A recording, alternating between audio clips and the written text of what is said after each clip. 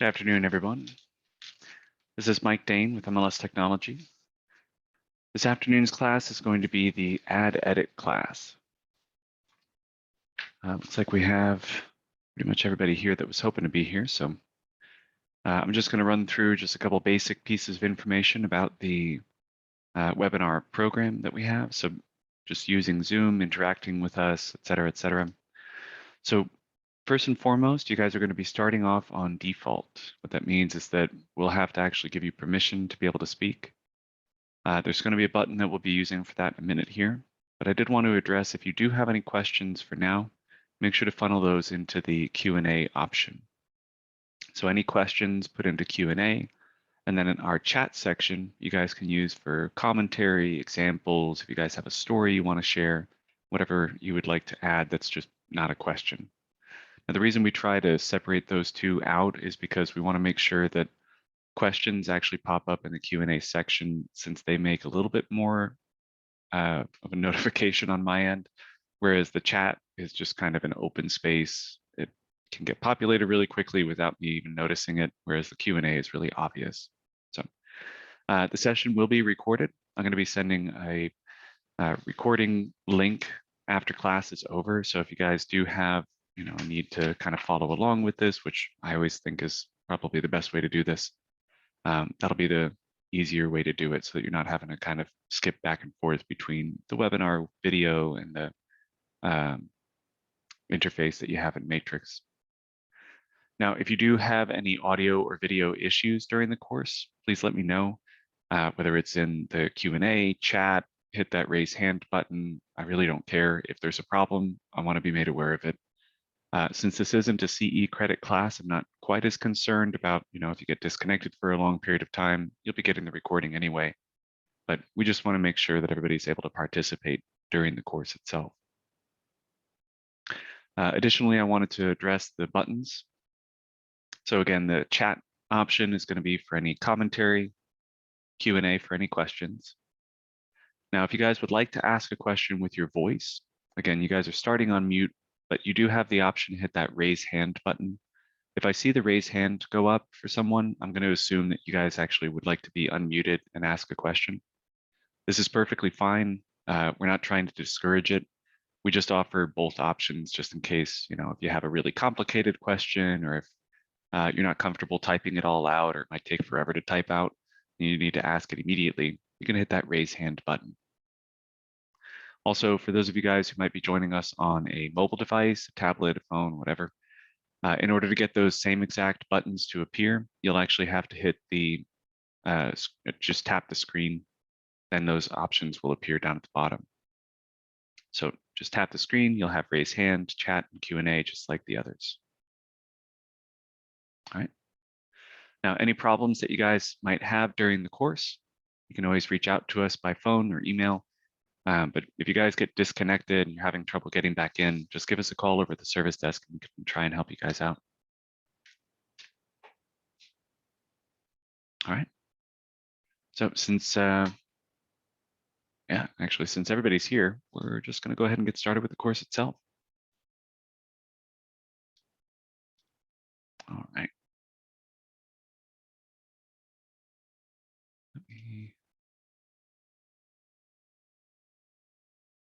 Is this everybody? It is. Okay. Sorry, just wanted to make sure that we're not having somebody join late when they were hoping to participate. Also, that was not an intentional rhyme.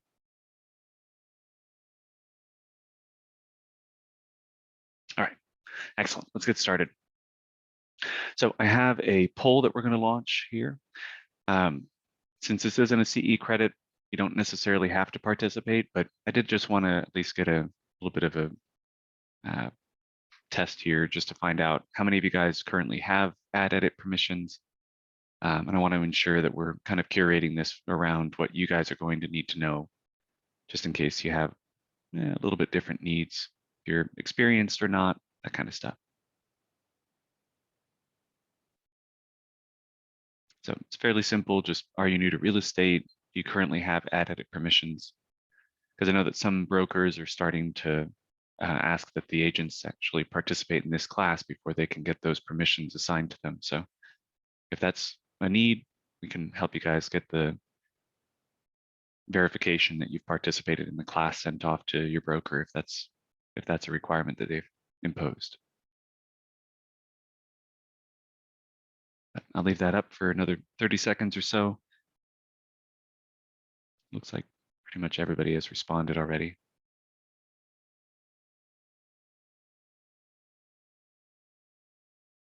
Okay, excellent.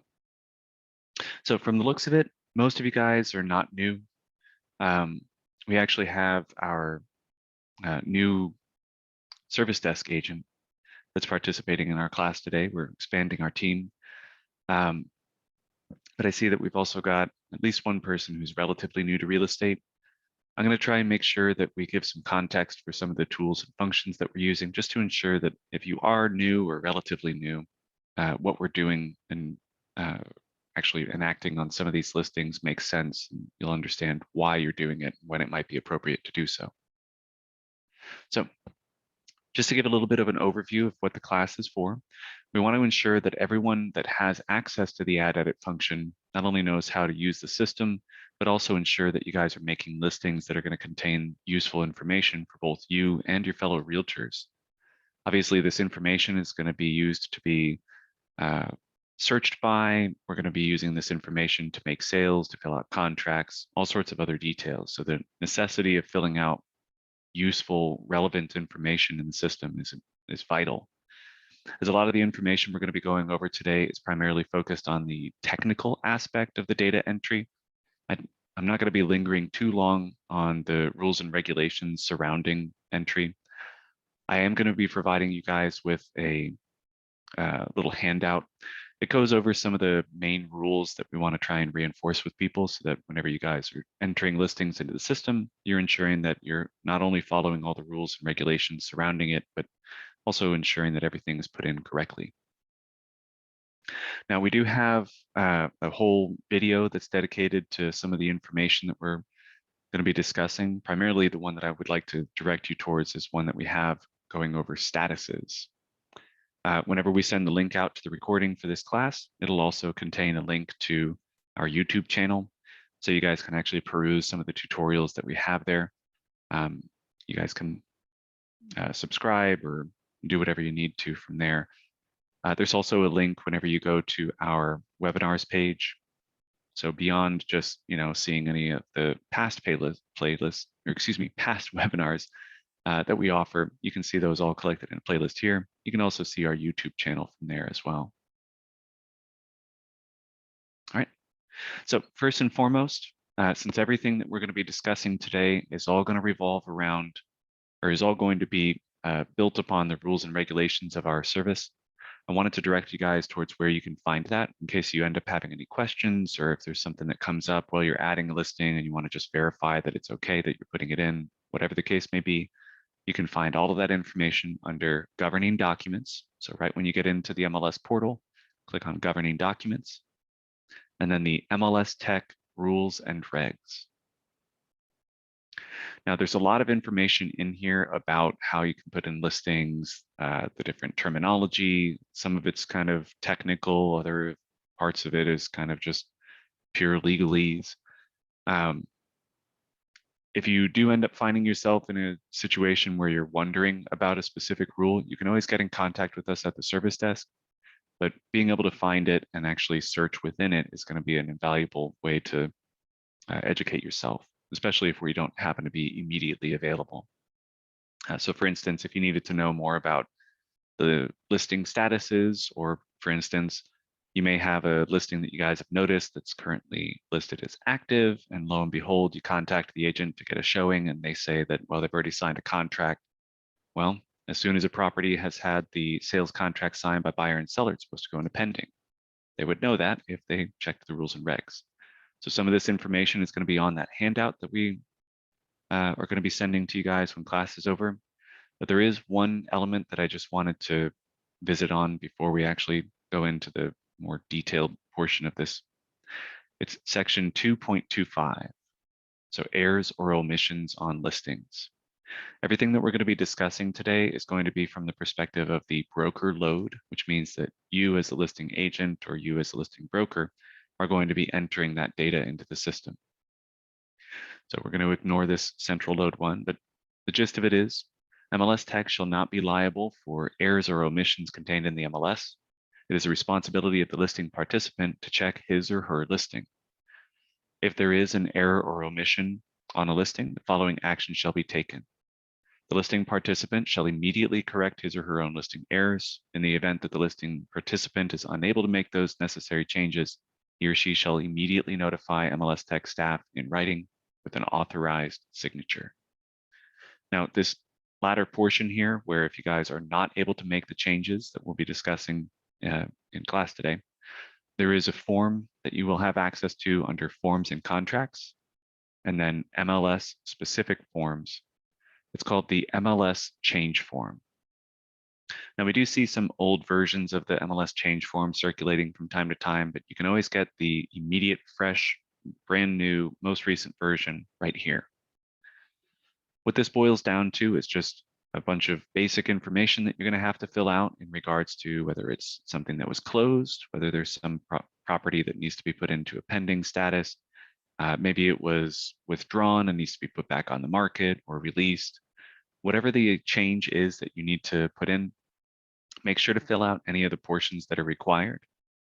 And the most common error that we notice whenever we end up having some of these change forms sent in is that the listing agent or someone who is not the broker or not an authorized signature or authorized signer for the office will put their signature on this bottom field here. So just to clarify, MLS participant is explicitly referring to your broker.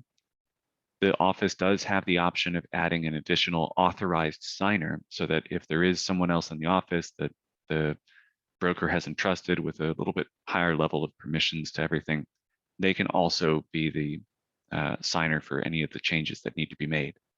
But the reason why we need to have that broker signature is so that they know what changes are being made to their listings. We will make the changes as long as they have signed off on it.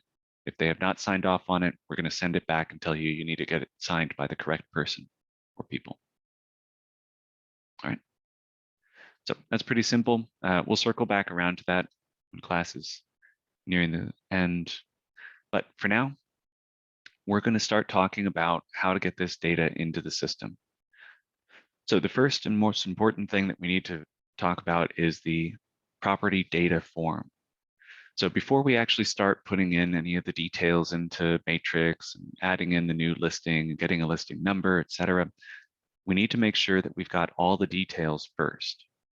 Now, there's a rule in our system that requires that there's a whole bunch of fields that have to have the information verified before you actually put it into the MLS. But this is actually something that I had to have clarified when we were talking with the new hire about this. It's not required to fill out the property data form. It's just that you have to have all the data that's on the data form when you put this information into Matrix. So in my opinion, the easiest way to do this is just to go straight to the data form and start filling it out. So under the Forms and Contracts, you'll see the MLS specific forms section. And then we've got Matrix data forms. It's going to have one for each property type that we allow in our system. And just to clarify these, it's a residential property that's for sale, vacant land that's for sale, residential property that's for leasing, and then commercial property that's for sale. Recently, we've seen an influx of commercial properties that are for lease being added into the leasing section. This is explicitly not allowed in our rules. The only commercial listings that we can have listed are going to be commercial sales. But whenever you guys get into any one of these, it's going to present you with all the different fields that we require whenever you put a listing into the system, as well as some additional fields if you guys would like to expand the information that's available for that property.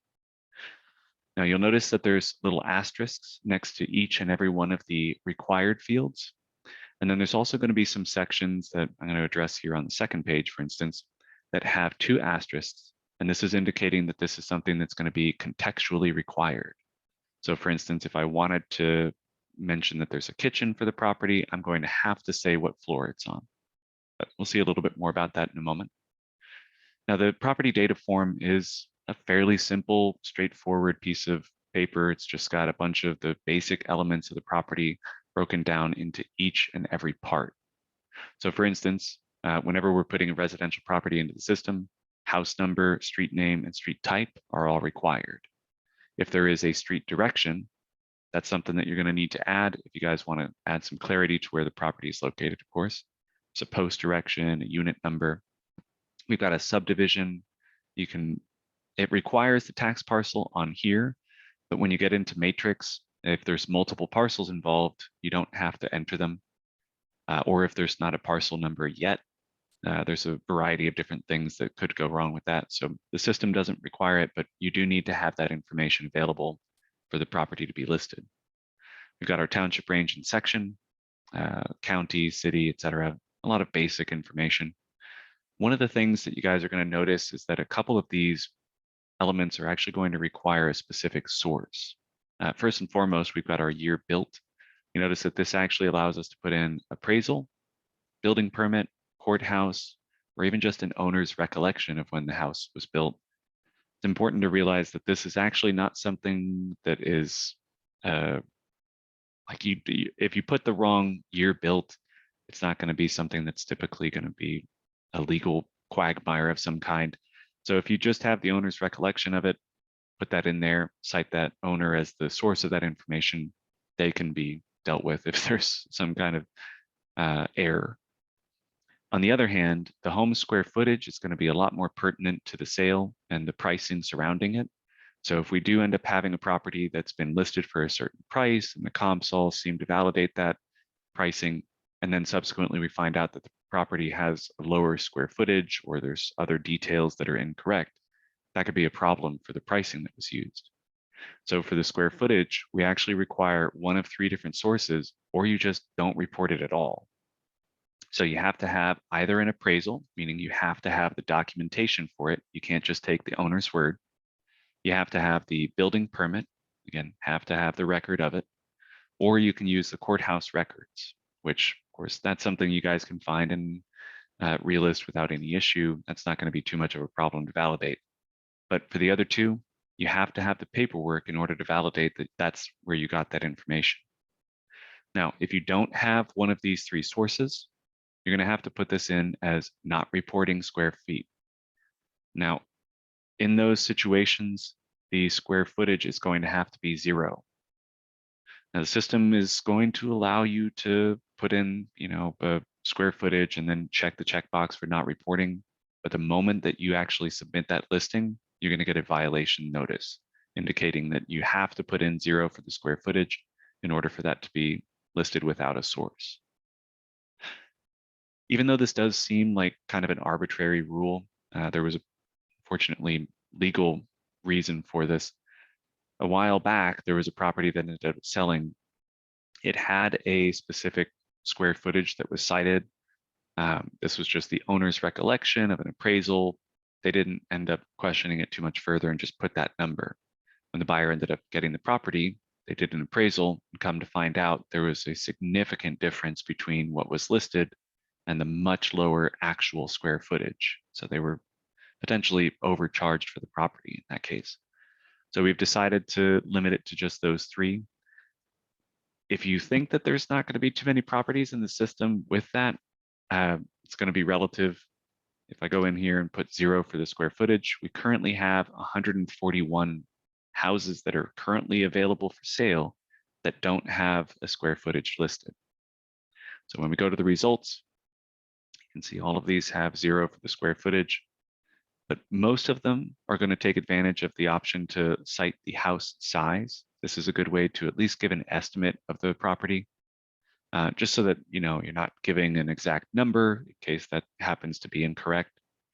It's also worth pointing out that in the rules it states you can't cite the square footage anywhere else in the system if you're not reporting it. So you can't put that into the remarks.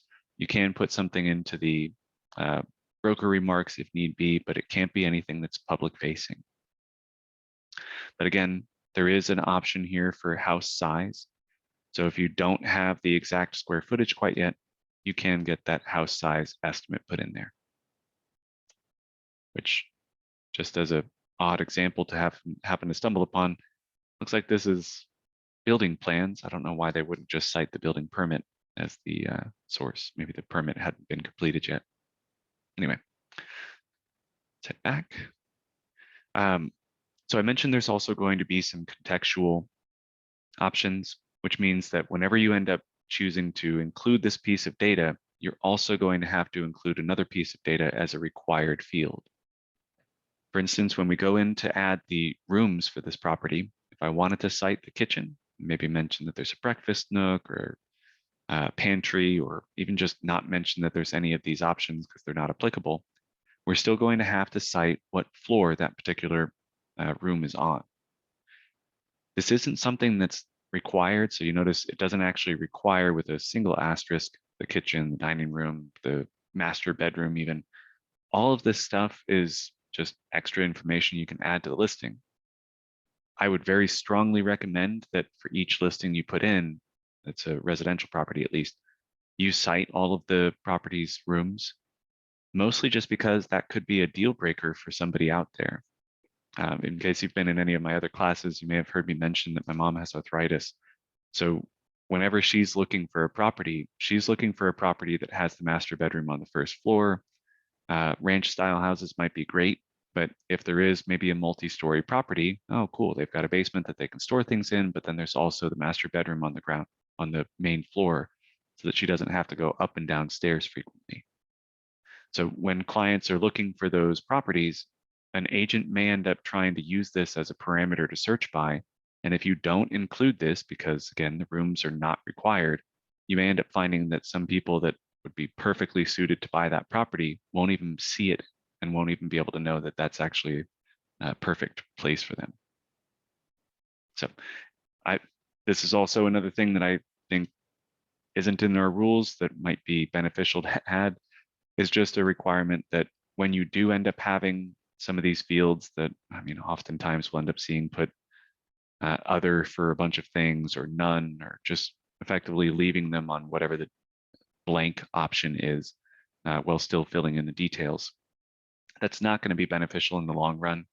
It's also going to end up making it more difficult in the future, because those of you guys who have run any kind of CMAs or BPOs, you know that coming across some of those listings where they barely put in anything, or they just use the other option on a bunch of details, it's going to end up muddying the waters of whether or not the property is truly comparable. So good data, comprehensive data is always going to be beneficial to the MLS as well as anybody that's using it. All right, so that's about it for just the property data form. Other than actually going through and asking your client for all of the information, or getting as much as you can from the building permit, the tax records, an appraisal, whatever the case may be, once you get all this information filled out, we start heading towards Matrix. Now in Matrix, you're going to have the special permissions that you're going to need to get applied by your broker. If you do not have the add edit permissions currently, there's a simple form that your broker will have to fill out and send in with their signature, indicating that they would like you to have whatever level of add edit permissions that you need. There's a variety of different add edit permissions. You can either have one that's just for yourself, which is kind of the default when people get add edit. There's another one where you guys can add edit for your office. So if you just have one location, that would also be considered your firm or company. But you can have it so that it's just for your office in case you're an admin for one location out of a dozen. And then there's also one that allows you to add edit for anybody that's a part of your company. So if you were a broker over all of Chenoweth and Cohen, for instance, you would have company add edit. If you only worked in their, whatever city office, that would be office add edit. And if you're just being given permission to add your own listings and edit those, then it would be self add edit. But once you have those permissions applied, you're going to be able to make a dramatically larger amount of changes to your listings. By default, whenever anybody gets into the add edit portion and finds one of their listings that's already in the system, they can add in photos, open houses, maybe change the settings for showing time. But if you need to add a listing, you won't have the permission to. So what we're going to be discussing from here on out is going to assume that you have the self add edit permissions.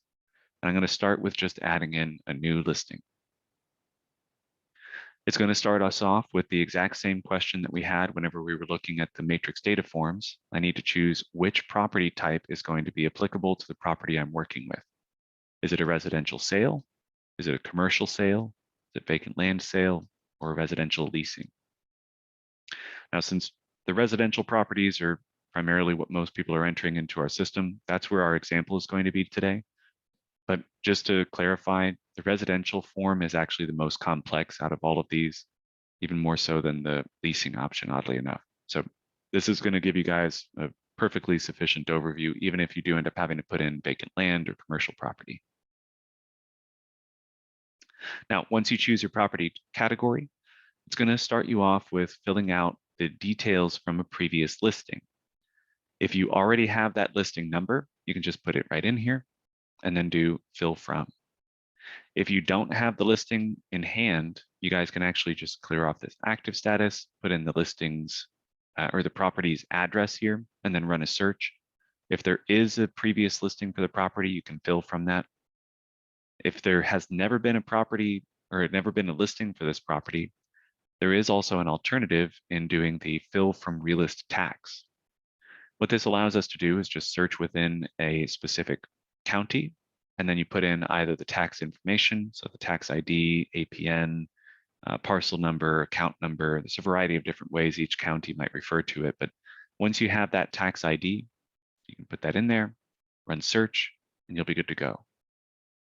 There's also an option to just use a specific street or street number, street name.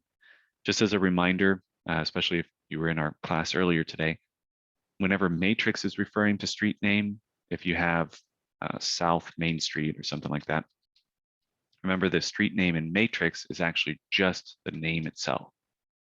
So if it was 123 South Main Street, Tulsa, whatever, we would just put in 123 and Main.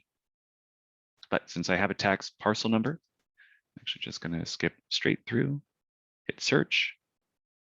It finds the property in question, and I can click fill. Now, under normal circumstances, I usually like showing people the start with blank listing. But since the vast majority of properties you guys are probably going to work with are going to end up having some tax record associated with it, I'm going to choose this option. Starting with blank literally just means that the fields that are going to be filled in by the tax record will just be empty. So there's really no difference. So click to fill. When I move on to the next page, it's going to present me with a wizard that has a whole bunch of tabs up here at the top. And it starts us off with the status. Now, I mentioned before that we have a whole section that goes over the statuses in our rules and regulations. The one that we're going to be entering this in right now is going to be active listing. But the reason why it asks us at the very start is because if we choose the active option, there's going to be one field less than we have to fill in if we do the coming soon. Now, for those of you guys who haven't worked with coming soon or been exposed to the rules and regulations surrounding it, a coming soon listing is effectively just a listing that's going to be presented only within our MLS and only to other MLS members until a specified date. That date is referred to as the showing start date. Now, this was a set of rules that was actually defined by the National Association of Realtors, and then we ingratiated it into our rules and regulations. It's going to be found under section 2.5. So there's 2.5, 2.5.1, 0.2, 0.3, and so on and so forth. And one of the most important things to know about coming soon is that it does have an expiration. So when you put that listing into the system to advertise to other agents, it is going to automatically go to active status after 10 days. So effectively, you have 11 days for that listing to be marketed before it can actually be shown, or before it has to be shown to the public. Now, this is beneficial in a variety of ways, but one of the main things that you guys need to know about it is that you can't do any showings or offers, or can't accept any showings or offers until that showing start date. The idea being that you're advertising it to all of the agents, they can line up buyers, and then when that showing start date comes, it'll go active, and you can start having buyers come out, start making offers, et cetera, et cetera. So it's effectively to build hype for this property in advance. But the important thing about how this functions is that it can't move a date back. So you don't have to restrict yourself to the 10 days. Let's say that I have my buyers tell me, look, it's going to be ready in 5 days. If you want to at least let people know that it's coming, we can tell them that it's coming soon in 5 days. And at the end of that 5 days, it'll go active and we can start doing showings, offers, et cetera. You get to day 4, come to find out that the client hasn't actually finished all the repairs, painting, whatever, and they need to actually have a little bit more time. You can extend that time frame up to the 10 days. But let's say we end up having the client with that 5 days, 2 days into it, they're like, oh, hey, you know what? We're done with all of our repairs. Can you go ahead and make the property active? You cannot. So once the date has been set, you actually cannot move the date backwards. It's actually something that's been clarified in our rules and regulations here. This is under section 2.5.2. The showing start date, once entered, cannot be modified backwards, or in other words, earlier than initially intended. The logic behind this is just that if an agent has actually already seen what the date was, they've got a buyer lined up, maybe they've even tried to schedule an appointment or even just told their client, like, I'm going to try and get you an appointment as soon as possible. And then suddenly the listing goes active a couple of days earlier, a week earlier, something like that. That could end up causing a problem because then their buyer was trusting that their agent was going to be able to provide them with a showing for this property, come to find out that the property is already sold without them even knowing. So we don't allow the date to be moved back, but it can be moved forward all the way to that 10-day mark. Now that brings up our last point about this. If the property does end up getting to the end of the coming soon timeframe and then automatically goes active, but it is not ready to be shown, you can move it into a withdrawn status to make sure that if you do end up wanting to have somebody, come out and take a look at it, but not quite yet, it won't be available for them to come to do a showing. In fact, there's even another rule that we have in our system that if a property can't be shown, there we go. If a property cannot be shown, it cannot be placed in an active status in the MLS. So if the property is going to no longer be available for an extended period of time, which thankfully isn't defined here. So if you guys are just going to have it down for a day or something like that, don't worry about putting it in withdrawn. But if you guys have a listing that got to that coming soon showing start date and it's not ready, just move it into withdrawn until it's ready and then make it go active. The big concern that a lot of people have about coming soon and even the withdrawn status itself is they're wondering about the days on market, and the coming soon and withdrawn status have no regard for that. They don't count during the coming soon status. They don't count during the withdrawn status. They don't even count during pending status. So you guys don't have to worry about, oh, it got to the end of that 10-day period. Now it just looks like it's been on the market for almost a week and a half, and nobody's going to be interested because they think there's something wrong with it or something like that. You don't have to worry about it. The listings do not accumulate days on market unless it is active. So easy peasy. I'm going to actually switch this over to active, but we're going to circle back around to this status field because it's important for us to know that we are submitting our listing in the active status. Occasionally, and we've been trying to make sure that this doesn't happen, but occasionally If you guys have saved the listing information as incomplete, it might have switched back to the coming soon. And then of course, if we try and submit our listing, it's going to require a showing start date. That can become confusing. So oftentimes my recommendation is once you've filled out the rest of the details, come back to the status page, make sure it's in the status that you want, and then you submit. But I'm going to reinforce that a little bit later. So we're going to move on now to the property info. Now the property info screen is going to be broken down into all the required fields. Looks like I need to put my street type in. Looks like we need to fill in a subdivision. We've got a township range and section that we'll need to fill out. So the tax records filled in a decent amount of the information that I needed to know, but I'm going to have to do some extra research either in the tax record or somewhere else to be able to find the remaining details. Now I have some very good news for you guys in regards to the subdivision and the street name. We have already built a list of all of the valid street names in our system and all of the valid subdivisions in our system. This doesn't mean that it's a complete list. You will occasionally find some streets that are not in there yet, or you might end up finding a subdivision, new or old, that's not in our system quite yet. Just get in contact with us at the service desk and we can get that added for you. We'll just be asking for the address of the property to, validate that that's a real street name in the tax record and that's a real subdivision in the tax record. If you don't have the details for that, or if it's not showing up because it's a brand new subdivision, you may be asked to provide the filed plat. So it has to be the plat after it's been approved by the county. It can't just be a subdivision that's currently in the process of being added. But in addition to allowing you guys to not accidentally misspell a street name, the subdivision field is also going to allow us to do a search that fills in the remaining information on here. So right now, subdivision is empty. We got our county, city, township range, and section are also empty, and our subdivision or our school district is empty. I'm going to move over to realist tax real quick. Let me copy this before I do. Put in my parcel number in here. And search. There we go. Looks like Tanglewood edition B713. I'm just going to copy that part. There we go. Come back to matrix, click on autofill subdivision. And it presents me with a screen that looks like this. So what this is actually allowing me to do is narrow my search by what county so that I don't accidentally find Turtle Creek that's in Muskogee County when I'm searching for one that's supposed to be in Washington County.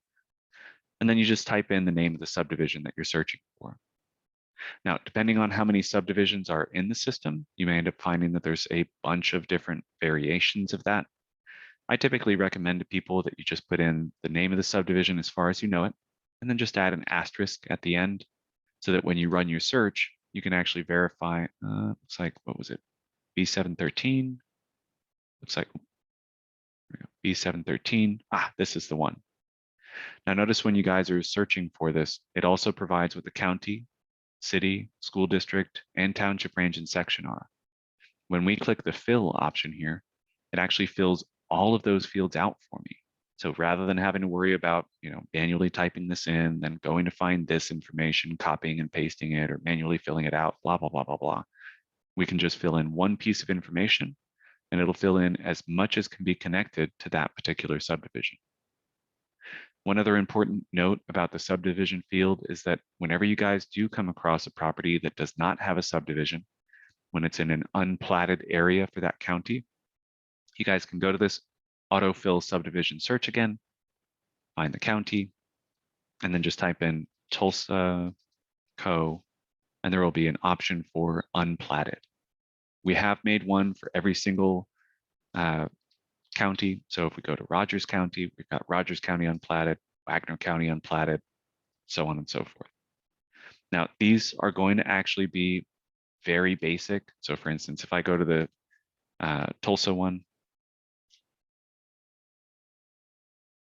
there we go, and search, you'll notice that the unplatted ones actually have just the name, just the county, and then you're going to have to manually fill in city, school district, township range, and section, because this is a subdivision that's just county-wide. So those other minute details are going to have to be clarified. Here I've got my year built. Again, we had those 3 sources plus the owner. I'm going to just say that this is the courthouse. The school districts should limit which schools you guys can choose. Just remember, you cannot use one of the closed schools. It doesn't matter if this school is currently open.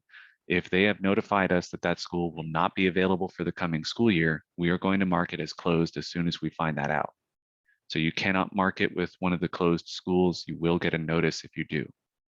Now, if you guys do end up needing to, you can give us a call if there's a clarification that you need to add, like, oh, that doesn't look like that school's actually closed, or we've got the official word that it's going to be remaining open, blah, blah, blah. There's a variety of situations I've seen, even just in the 4 years I've been here. But I'm going to get the basic information put in there. Now, I've filled in a few fields already, but this legal description is actually going to be just a little bit short. Now, I don't know that yet, but if I come down here to the bottom of the page, I've got the option to save as incomplete. This is effectively just going to allow me to keep the information that I have and then just, come back to it later to finish it, submit it, whatever else. But there's this validate option that's going to go through all of the data that we currently have. It's going to mark it on each tab that there's something that needs to be corrected. And then each field that actually has an error on it will have a little indicator that you can hold your cursor over to, or you can click on it and it'll expand some of the information that you need to clarify there. So in our case, I actually have not enough characters in this legal description. So what I need to do is either add in the subdivision or county, as well as the township range and section.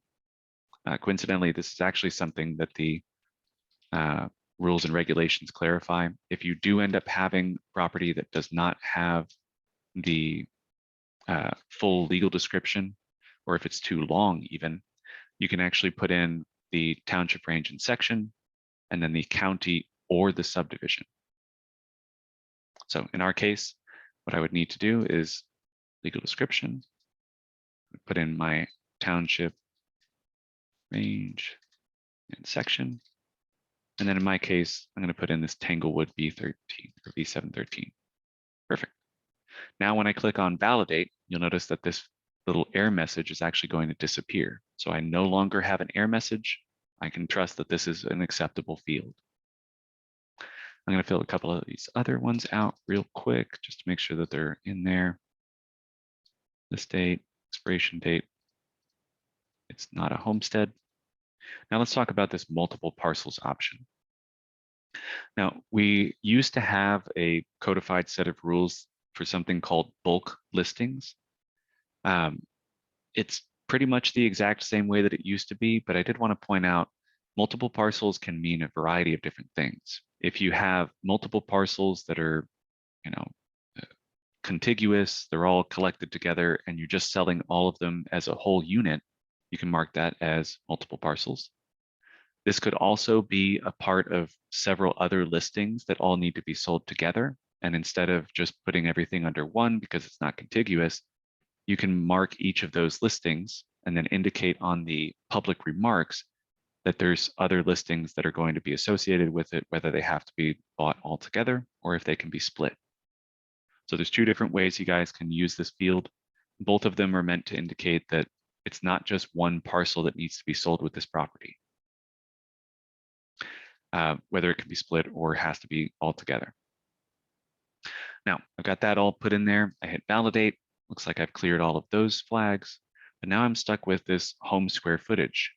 Now, remember, on the year built, we had those different sources. On the home square footage, we have those 3 sources, and that's it. Now, in my case, it's a courthouse record that actually filled this information in, but it's still giving me an error. If I click on this button, it's going to show me what the problem is. And in this case, it's actually that there's a comma. Now, this is my favorite field that does this because it actually reads what you put in there and tells you, hey, this is how we want it to appear. Notice it matches the same number. I really like that. Anyway, I can clear out my comma, hit validate, and now both of those are going to be fine. Number of stories. Number of stories is a field that we oftentimes have filled out incorrectly. Just as a reminder, the number of stories is actually defined by the square footage. So for instance, a true 2-story house is going to have the same square footage on both floors. That doesn't necessarily mean that you guys have to oblige that. That's just quote unquote official. If you do want to put in whatever the percentage is, so like if there was 1,000 square feet on the first floor and then 750 square feet on the second floor, I could technically put in 1.75, and you'll notice that the system does allow that. It can be as exact as you want. If you wanted to go in a couple decimals and indicate an exact number of how many stories, but it always has to have a number put in there. Fireplaces, garage capacity. Oh, and then the next field down is going to be this acres field. A lot of people are trying to actually put just the acres in there. Just as a reminder, what you're actually going to have to quote is the lot's square footage. Now, if the formula isn't something that you're familiar with, on both the acres and the lot square footage, it's going to show you the math equation to get you what the square footage is by acres, in case you guys only have the acres quoted for the lot size. So just take whatever the acres is, times it by 43,560, and that's going to be the homes or the lot's square footage. Once you put that information in here, it's not going to show the acres until after you've either saved the listing as incomplete or submitted the listing. So if you don't see the calculation being run and hit validate and you're like, why is this not showing me my acres? Don't worry about it. As soon as you hit save as incomplete or submit the listing, it'll have that acres calculated for you.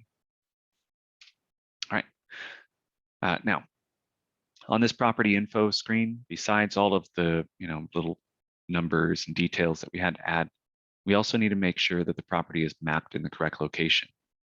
There's a simple get lat long from address that's going to allow you guys to search by the property's address listed here. So when I click on that, it's going to put a dot on the map for me. I always suggest checking this out. Just because it put a dot on the map doesn't mean that it was in the right location. And if you guys ever need any proof of that, you can run a search for properties that are in Oklahoma and then just look at all of the dots that are not in Oklahoma. We have them happen on a way more regular basis than we would like, but it's just because people will hit this get lat long from address and then not use the set lat long manually, or even just look at the listing after it's gone live to make sure it's mapped correctly. So whenever you guys hit get lat long from address, it's going to refresh the web page, put a dot there, hit the set lat long manually, and you guys can verify that it's actually put in the exact correct position. So in this case, I see East 51st Street. I can even click on the parcel in question and see Sandusky Avenue, Tulsa, Oklahoma. Perfect. So this is exactly where I need it to be. If it doesn't find the property, or if you guys need to click that set lat long manually because it's in a weird location or doesn't have a location according to Google, you can zoom in and zoom out. You can use a search function here to actually narrow down where it is physically located. And then there's also an option to place new pin. When you hit place new pin and then click somewhere on the map, it's going to drop that pin in that location. But you'd be surprised how many people are actually using map searches in our system. So getting that mapping done correctly is just an incredibly vital portion of your information, just like whether or not it's avenue or what the square footage is. So always make sure that that's up to date. All right, so I'm going to move on now to the rooms page. I mentioned already that there was the option to add in additional rooms down here at the bottom. I would very strongly recommend that you guys put this in for each property. Always make sure that you guys have, what amenities it has. But then if I hit validate, so like I just quoted that there's a master bedroom.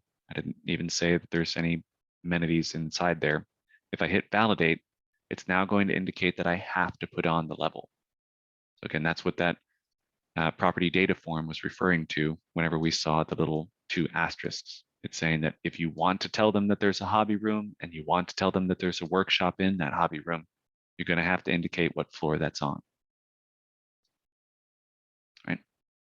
Now, the rest of these, I'm going to just kind of skip over. There's a lot of fields on here that you may end up having questions about. We've tried to ensure that each and every one of the little question mark icons, or in this case, the little flags, actually tells you what these are.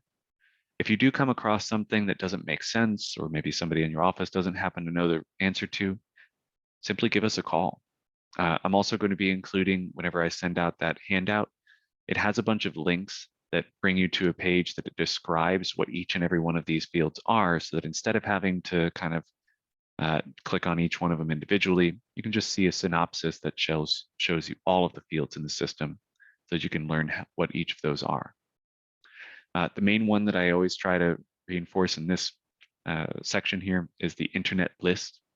This is what says whether or not this property is actually going to be syndicated out to Zillow, Trulia, Realtor.com, all of the other websites that gather our information. If you set this to yes, all of the internet gets it. If you set this to no, no other service will actually receive this information. There is another field that has a similar effect. It's address public. So if you set it to internet list yes, but then set the address public to no. So if there's maybe a client that you guys are working with and they don't want their listing to be made public, they can set that address public to no. The information will still be syndicated out so that certain websites can receive it, but it's going to be stripped of the address information. That does effectively mean that it's going to be impossible to find it for most websites, but that could be something that's crucial to your client. Perfect example that we had the other day is that there was a marijuana grow farm that was on the market, and they did not want the public to know that that's what it was, but they still wanted to be able to advertise that the property was for sale. So they syndicated it out, they set the address public to no, and then subsequently they can at least deliver the information to the public through mailers or flyers or whatever else needs to happen. Okay. The rest of these, though, just educate yourself on them if you need to. The allow AVM, if you set this to no, it will not have a Zestimate or an estimated value on any of the websites. Some people like that one. But we're going to move on down to list comments broker defined. This is where you guys can put in the public remarks and the realtor remarks. Now, in all of these other screens that we were navigating through, any of the required fields were marked in yellow. You notice that the public remarks and the realtor remarks are not required. On the other hand, we have our public remarks, which is apparently a point of contention for some people. We have a relatively limited amount of characters, just because, you know, if you have 2,000 characters, we don't want to read your essay that you wrote on the property. But we do allow you guys to put in a lot of information on here. Just as a reminder, though, the rules and regulations stipulate that, I used to have this one memorized because it was a violation that we saw so many times. The public remarks has to be focused entirely and exclusively on the property itself. If you're going to describe the area, that's fine. Try and avoid any flowery prose or anything that could be misconstrued. And obviously, since this is going to be going out to the public, avoid any fair housing violations. The MLS is not going to be liable or responsible for any bad information you put in here, but there are other agents that are going to notice that and get it reported to us. So we will request for you guys to make changes if need be. Now, the one field that is required on this final page is the directions field. The directions field is also one that we've noticed an increase in problems with. People will end up putting something like use GPS or use Google Maps to some address that's not the property in question, and then it's the next house over, stuff like that. It has to be directions that are going to be turn by turn from a specific location. I say it jokingly, but it actually is kind of a valid use. If you guys do end up having a Dollar General nearby, which, welcome to Oklahoma, there's one on every street corner, it seems. You guys can use that, find a McDonald's, a Walmart, whatever, and then just take the directions from there. Or even just say, get off highway such and such at exit, blah, blah, blah, and then turn by turn to the property in question. Now, the reason we require this is because, as surprising as this may seem, there are still agents out there that don't have smartphones or don't use GPS. I have met someone in person in the last couple of years that still uses a flip phone. So he's going to need directions. He's not going to be putting that into his Garmin. He doesn't want the government tracking where he's physically located. So that's what he does. So make sure that you have directions that are going to accommodate people that are Luddites or don't have technology to be able to use GPS to get where they need to go. All right. Now, in this case, I have a bunch of blanks. What I'm going to do is I'm actually going to do save as incomplete because I'm not prepared to actually submit this listing. In my case, before we actually leave this page, I want to just jump back to our status section. I mentioned before that the status may end up changing by accident if you end up hitting this save as incomplete. So before you submit, or if you guys are opening up an incomplete listing to finalize the last steps on it, and then you're going to hit submit, always jump back to this status section to ensure that it's correctly labeled. That way you don't accidentally put something in coming soon when it was supposed to be active, or active when it was supposed to be coming soon, whatever the case may be. So I'm going to hit save as incomplete. Oh, it's telling me that there's one thing that I needed to fix. Pool on premises, none. Back to property info. I'm good to go. Save as incomplete. And now I have a new MLS number. Now, interestingly enough, these MLS numbers are going to be solidified whenever you save it as incomplete. So if you were working on a listing on December 31st, and then you ended up submitting the listing on January 1st, you may end up having a listing number from the previous year. It doesn't really matter. It's just a funny coincidence. But now that we have an MLS number, I can actually return to this particular listing to finish the remaining details. It's also worth pointing out that once we've actually saved as incomplete, we can upload the property condition disclosures using the transaction desk system. We can manage the showing time information in case you guys are using showing time. You can order photos from home visit. And then finally, we also have an add edit photos so that we can put on those photos before the listing has even gone live. A lot of times people will end up asking questions about this, like why can I, or how can I save a listing with all the photos and then it goes live with the photos rather than making it live, then adding photos. This is how you guys can do it from the save from incomplete. I also have the ability to do that under add edit. Click on this quick modify, and here's my newest listing. So I can jump in there. I can finish all the details under this residential page. I can also go through and add in any of the virtual tours. I can delete it in case maybe this is no longer applicable. We didn't end up getting the listing agreement signed, whatever. We've got to manage photos, add in the documents, in this case, the property condition disclosures, manage the showing time, and a bunch of other options. But once this is ready to go, again, make sure that you guys are looking at that status page, submit listing, and it'll be live on the system. Now, once the listing has actually gone active, you can go back to this quick modify option and access it from here. And just as a reminder, if you guys are on the home page and you guys need to just jump right back into an incomplete listing you're working on, or right into an active listing or pending listing, whatever, there are the options on the home page under the My Listings widget to go back to your active listings, or go to My Incomplete Listings, check the checkbox for whichever one you're wanting to work on, and then hit Edit. Same thing goes if I have an active listing, check the checkbox, click Edit.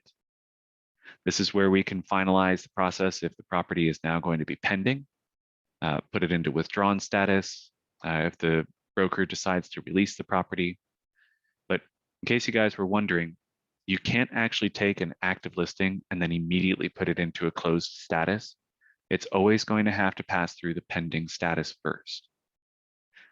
And this is one of the things that we actually are finding people on. So just as a reminder, when you have a property in pending status, once you guys put in the pending date, you have to put in an anticipated closing date to indicate when this property should be closed. Now, this is as much as a reminder to you as it is to make sure that our system has some data in regards to how long this listing will be in our system. So this is actually something that we find people on if it does end up that you have a property that's not closed after its anticipated closing date. We need to know if that property has closed, and if it hasn't, Just so you guys are aware, you can always come back into the listing under the pending listing here, or if I'm back on my home page, I can go to my office pending listings. Here's mine, edit. Oops, not that one, this one. And we can change this now to sold, but the anticipated closing date can be edited under, and this is confusing. I wish that this wasn't labeled this way, but just so you guys are aware, change to pending, and then you can update your anticipated closing date. The last piece I wanted to mention before we head out for the day is just if you do have an agent that you're working with that is not a part of our MLS, you do have the option to mark them in the system as non-MLS. Now, that doesn't mean that you guys should be marking any agents as non-MLS whenever you have somebody that is in our MLS. There is a find a selling agent. Get in contact with them. They'll probably be able to give you their code. It's whatever they sign into the MLS with.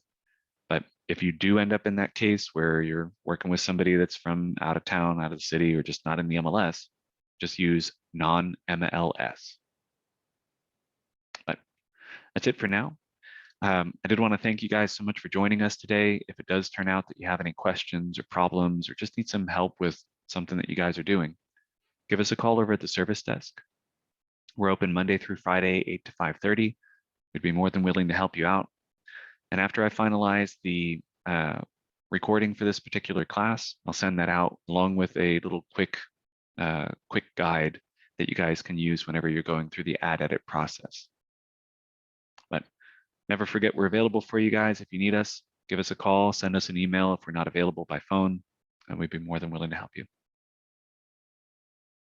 So I'm going to leave the session running for a couple minutes here. If you guys do have any problems or questions that you'd like to have me address immediately, but otherwise, stay safe. Hopefully we'll see you guys again in the future. And it looks like this month, we're hopefully going to be getting back to in-person classes. Still waiting for the numbers to dip a little bit more, but I'm excited to get back to that.